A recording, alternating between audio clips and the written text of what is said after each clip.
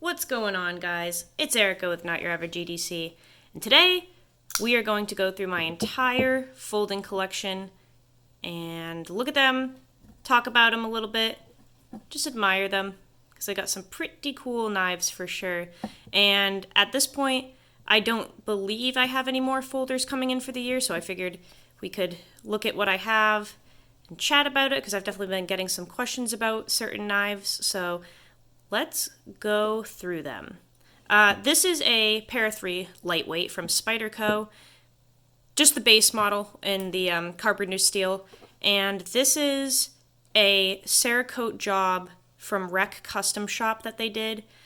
This color is, I believe they're calling it burnt drab, so it's olive drab and burnt bronze combined. It's a color that I came up with Eric over at Rec Custom Shop, and it's pretty cool. It's shiny in the light, and I'm not totally sure if in this lighting it's picking up the color correctly, but I feel like it's looking a little gray in this lighting, but it is green for sure. Like I said, this is a Cerakote. You cannot buy lightweight scales in burnt drab. You have to buy the knife and get it Cerakoted, or if you already have a knife, you can send it in and they can Cerakote it. But numerous people have asked in the comments on previous videos where to buy these olive scales for the Spyderco Para 3 lightweight, and you can't, which I've mentioned before, but I will say it again, you cannot buy these. This is a Cerakote job. So if you're looking to change up the color of your scales, definitely hit up Rec Custom Shop over at River's Edge Cutlery. They do a really good job with their Cerakote. Great pricing, awesome guys, and a fantastic business to support for sure. So this is a knife that I'll be testing at some point. I haven't tested it yet. I've only used it once, but I will be testing this. Let's look at this bad boy. Emerson Mini A100. This is one that is kind of famous over on Instagram, and it's becoming famous on YouTube just because it looks so cool with these worn-in scales and the acid stone wash blade. It's just a sweet setup. So this is an acid washed blade that I did, and then I stone washed it after. So if you look closely, it's got those little scratches and all that. It looks really neat. And I was aiming to match the color of this with all of the bead blasted titanium hardware. So we have a bead blasted titanium monster disc from Pete Gray over at Gray Precision. And this is the rifle knurling model. The diamond knurling is literal tiny diamonds, and it's more grippy, but this is called rifle knurling, I believe. And the scales are from the Shutter Dug over on Instagram. These are his green micarta scales. He did tumble these and put them in linseed oil, so they're super smooth. They patinaed up very quickly. They look absolutely amazing, but the best part is they feel amazing. They're really comfortable. So if you're in the market for new scales for an Emerson knife, hit up the Shutter Dug over on Instagram. He does incredible work, and his prices are crazy good. He has just about every Emerson model, so you shouldn't have to send your knife in. You should be able to just buy the scales. On the back side, we have a Lynch Northwest deep carry clip. This is a bead blasted one to match the rest of it. Definitely got some scratches and stuff. It looks really good. And it just helps the knife ride a little lower in your pocket. When you get an Emerson A100, the clip starts about here and moves down. You have a lot sticking out. So I ended up putting this clip on here with a lanyard. And this bead is from Grumpy's EDC. The guy's name is Tony. He's in Florida. He does a ton of machining. Really cool beads. They're definitely expensive, so you may not be able to purchase one at a reasonable price. I mean, I think they start at $40, and then something like this is I want to say 60 maybe. This is a bead blasted Reaper muzzle bead. The cool thing about his beads, though, is that he machines them so that you can hide the knot inside of them, which I really like. It just makes the whole thing look cleaner. And these are awesome beads that he does. So that is the first Emerson Mini A100 that I have. And this is one that I've tested, and it just crushed everything in its path during the testing. I really love this one. This is another Mini A100 from Emerson. This one has flat dark earth Taro Tough scales from Doug at the Shutter Dug again. I haven't tested these, but I will be, because I'm curious to see what these look like after a month as opposed to the micarta. They're not supposed to patina as quickly,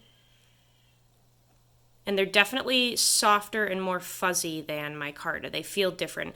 And I also had him do these scales as thin as he possibly could, so this whole knife is super thin compared to the normal Mini A100. Much slimmer. Not really wearing any bells and whistles here, just have a black blade, normal black thumb disc, nothing too fancy, normal clip.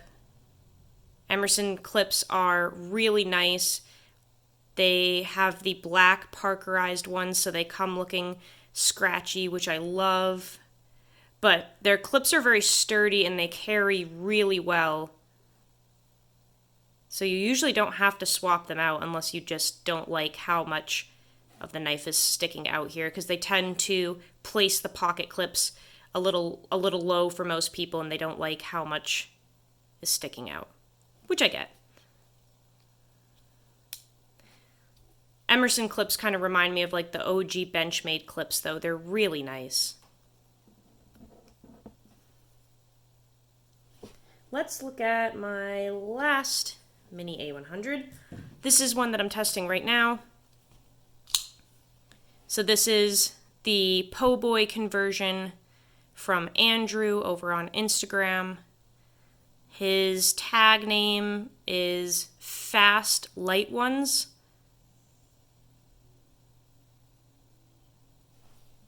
So he ends up putting all of his own hardware on for the most part. And he takes all of the pieces and bead blasts them. Titanium bolsters, everything converts to flathead screws except for in the thumb disc. We still have a Phillips. And I went with the green micarta on this one, but you can choose black, and I believe other colors too. It's just this is like the traditional Po' Boy look with the green canvas micarta, titanium bolsters, and flathead hardware. And I think this is just stunning. Definitely something that I don't see leaving my collection anytime soon. And I haven't forgotten to do that sharpening video for this blade because it came out really nice. While we're talking about Emerson's, let's look at the Micro Commander. This is one I haven't tested yet. I've tested the Mini Commander, but not the Micro. They're basically the same, though. This one's just tiny. I'm super stoked to carry this for a month, though, at some point, because I carried it like a few weeks ago for a day at work, and it is just a cardboard eating machine. That recurve is so gnarly. And I picked up a sharpening rod yesterday so I can actually maintain the edge when I do test it. But that thing is just so awesome. I don't think I'm going to change the scales out on these. I'd like to test the Emerson stock scales for a month. I think that'll be cool. But I already have seen some sweet scales coming out on Instagram for these from the Shutter Dug. He did, I think they were Tarot Tough ones for this, and it looks really cool. But I'm going to try to keep this stock for my testing.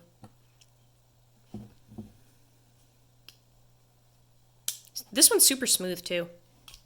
I don't know if I can't really flick it out on camera because I have the camera in front of me, but this one is just so smooth, like right out of the box. And I haven't taken that copper infused grease out yet, and it's still that smooth. Really nice one. Benchmade 940. I have a ton of videos up on this, so I'm not going to say too much about it. I'm just going to show you guys how stunning it is.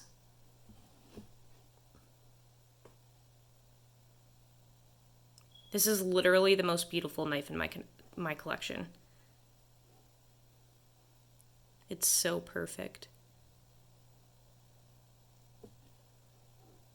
If you haven't tried a 940 before, you should definitely try one. And if you think it's going to be too big or too thick, maybe try the mini one, the 945.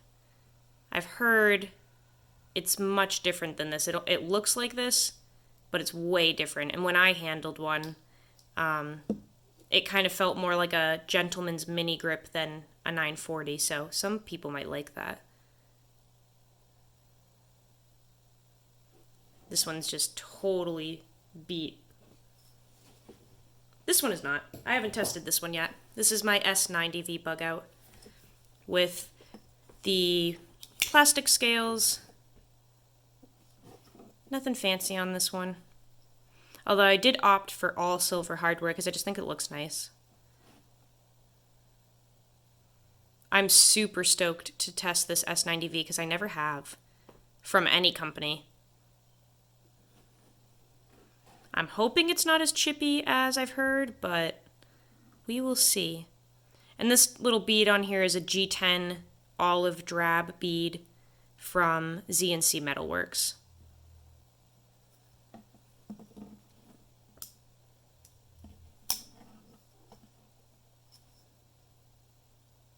I love the color of this clip. That smoky gray looks so cool.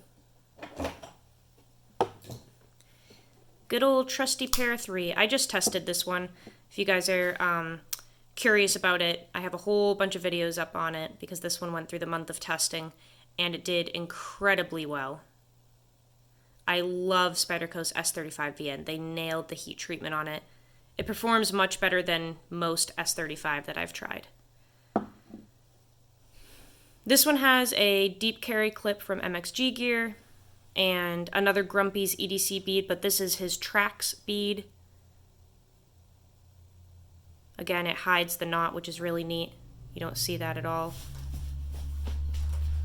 This is a Knife Joy exclusive. Not sure if you can get these anymore, but Knife Joy did have them last I knew, because a few people picked them up after they saw this one on my videos.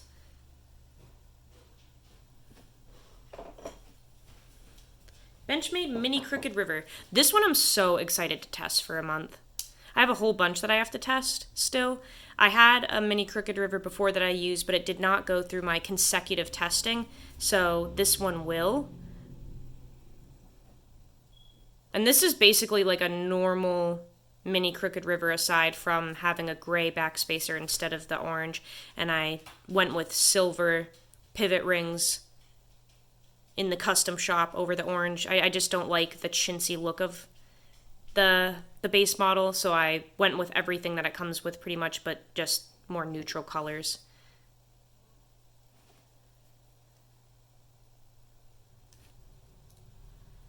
Super pretty. Also, can't really go any bigger than that for an EDC knife for me. This is as long as I can go. Anything bigger is just way too awkward. So for everyone asking me 1,000 times a day if I'm going to test a Paramilitary 2 or a Mannix 2 or a Gale Bradley, no, no, no, and no, I can't. Like, this is not even that big of a knife, and look at how much of my... Look at all that I have hanging off there, guys. I have tiny hands. Another bug out. This is the Death Grip Scales one that I have. So, olive drab G10 with olive drab micarta inlays from Death Grip Scales on Instagram. Ryan does a super clean job with his work. Everything is CNC machined, so you can't really go wrong. But these are some of the nicest scales I've ever had, for sure. Super contoured, smooth. There is literally zero transition with the machining of the inlays. Just like the cleanest work you're ever going to find. This is a titanium milled pocket clip from Rip's Garage Tech, for everyone wondering. Still getting questions about that. I've mentioned it before, but again, Rip's Garage Tech. He does scales and clips. Really nice stuff. However, I have noticed this clip does not actually touch the scale, so we're clicking a little bit there. And this is the smoky gray blade from the Ranger bug out that I just put on here because I wanted to match kind of like the smoky gray with the thumb stud that I etched. Matching that, kind of all just flows. What else do we have? Let's look at another Spidey, a cheap Spidey that I'm so excited to beat up. This is the Crewwear DLT exclusive. This one will go through a month of testing for sure. This one has another MXG clip on it. The normal Spyderco clips, I'm just not a fan of at all. I really like these MXG ones. They carry so nice. And I just feel like they look better, they feel better, they perform better. Definitely excited to run this through the month of testing. See what it looks like at the end.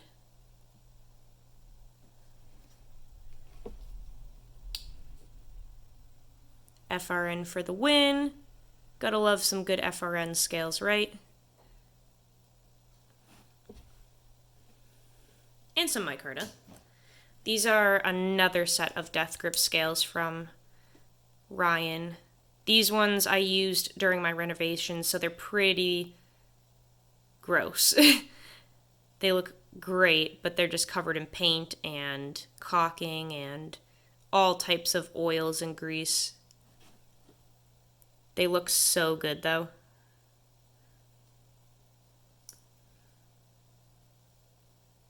I haven't actually tested this one yet, so this one will go through a month of testing at some point. This blade I've had forever, and it's gone on to like 8,000 mini grips so far, but I've never actually done the whole month of testing for Benchmade's M4, so that will be coming up at some point. And I did force patina this. So this was a blade from their custom shop. It was coated in black because unfortunately they don't let you get M4 unless it's coated, and I just stripped the entire blade with acetone and a sanding block, and I was able to get down to that nice metal. And then I did a force patina with apple cider vinegar and mustard. So I got a whole bunch of cool little designs on there. And then it started picking up patina from usage as well. So it just has layers and layers of different designs in there, which I think looks super neat.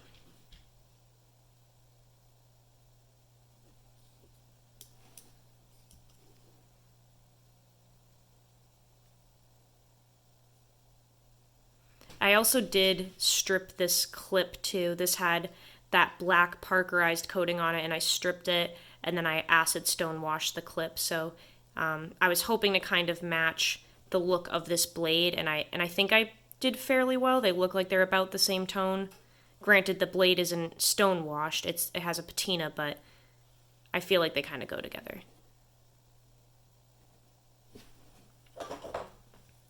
This is a knife I've never tested before, but I've used because I've had it since I was like 16. This is the Benchmade 707 sequel. It's a discontinued model that is basically a mini grip, but a nicer mini grip. We have aluminum scales. G10 inlays, just a really nice version of the mini grip. They have the same blade shape and blade length and overall length. They're pretty much the same, but this is just a nicer version. And this is also, I believe, the only knife that I have in 154 cm, like for pocket knives, aside from my Emersons. So I like that. 154 cm is a really nice like baseline steel for average tasks, and it's super easy to sharpen.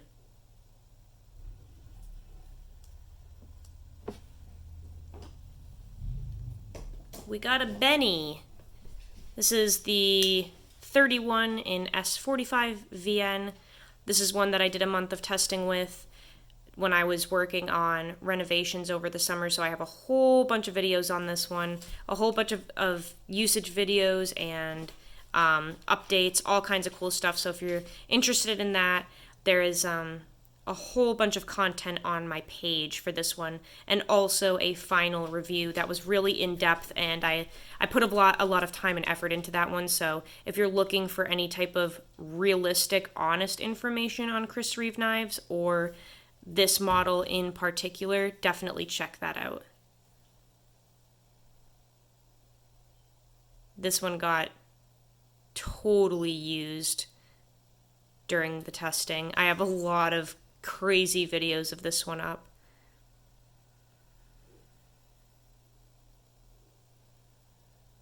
I definitely love this knife. It did really well during the testing.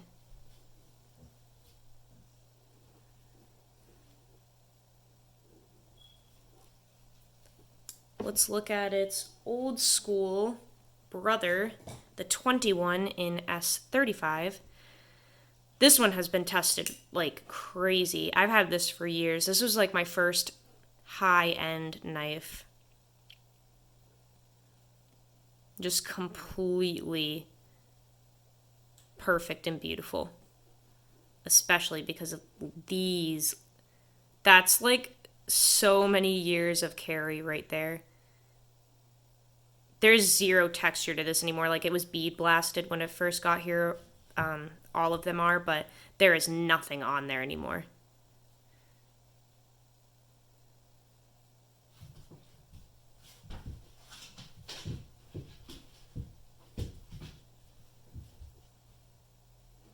This one I've used so much that it actually drops shut, which is pretty crazy for a Sebenza because they're not really supposed to do that. They're supposed to have kind of like a hydraulic slow rolling action, and this one I didn't even do anything to. It literally just is like so loose.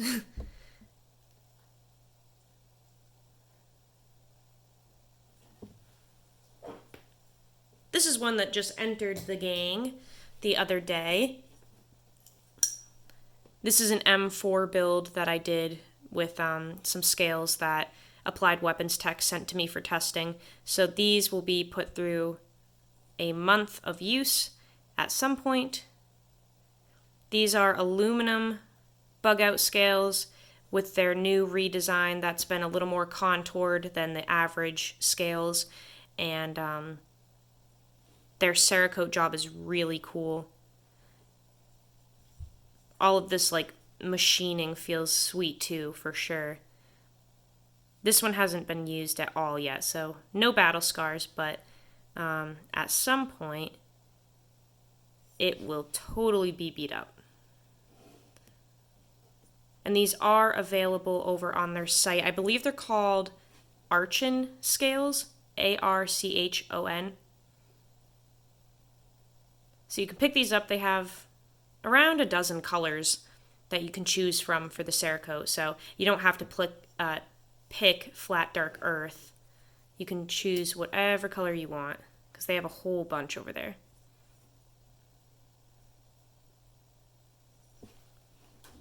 I think we only have one left. This guy, this is another one that I haven't tested yet either because this just came in like last week. An S45 VN Para 3. This one I'm going to test up against that Reeve 31 that I did, comparing Spyderco's S45 to Chris Reeve S45. So that'll be fun to do at some point. I also totally dig these Digi camo scales. I've always liked those. So this whole setup is going to be sweet. And this is a Lynch Northwest deep carry clip. He does do the clips now that have like the cutout for the lanyard hole, but I don't really have a problem with the normal one, so I just went with this one because they had the bead blasted finish available for like the kind of old school clip. So this one hasn't been used either, but at some point it will be. I think that's it. That's all the folders that I own right now. So we have a good amount to go through for testing. Let me know down in the comments which one I should test after the Po' Boy, because we have a few more weeks of testing this, but then January calls for a new knife. So let me know in the comments what you guys want to see in January. I was supposed to do basically a whole year of mini fixed blades, and honestly a whole bunch of people said they didn't want to see it. They don't care. They don't like the fixed blades as much, and they would rather see folders. So I'll have to figure out a way to test the mini fixed blades, but just not for a month, because nobody wants to see it. So we'll stick with folders. Let me know what you want to see next month, and I think that's it. Go use your shit. Have a good one, guys.